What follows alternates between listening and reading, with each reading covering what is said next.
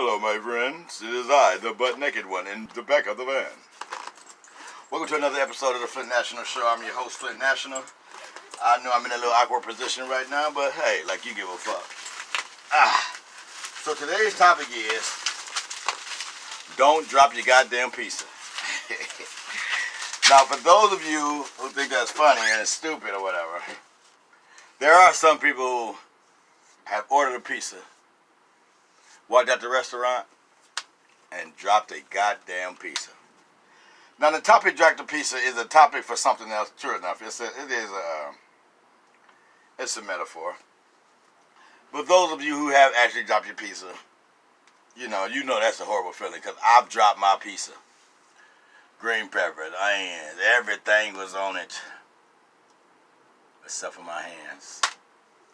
And when you drop your pizza, all the ingredients, all the time it took to put that pizza together, the cheese, the boxing, the heat that was put on, everything that came into putting the pizza together, it's now irrelevant, because the pizza has been dropped. And that's just like the ball of life. In life, you spend life putting all these pieces together to make sure it looks like this. Whole, full, sexy. Then, there comes a time, mistakes happen, life happens, things happen, and all of a sudden, the pieces on the ground. Pieces of the pizza. And the pizza as a whole is on the ground. Now you got two options right here. Maybe three.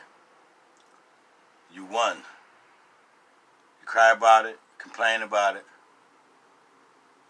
try to go back in the pizza place and get in a pizza.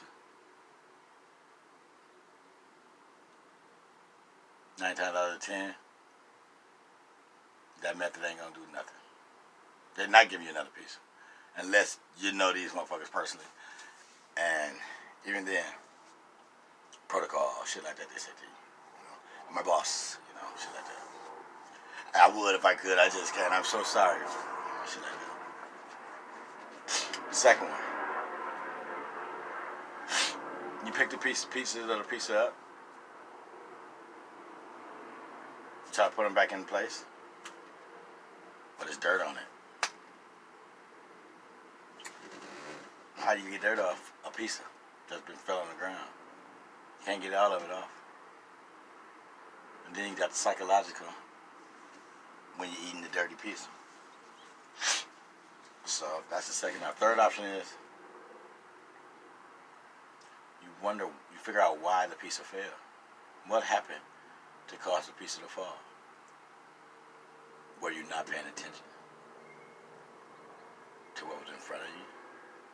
Did you trip because you didn't tie your shoes all the way up? Did somebody knock it out your hand? Was anybody else involved? If nobody else was involved, it was just you, then it's something that you did. Did you stop concentrating on what you had in your hand? Or what was in your hand, in your possession? Did you neglect what you had? That you was eating off this, you was going to eat this pizza? Did you disrespect? Did you talk crazy to the person that was helping you eat and make the pizza? Did you neglect the help of the pizza?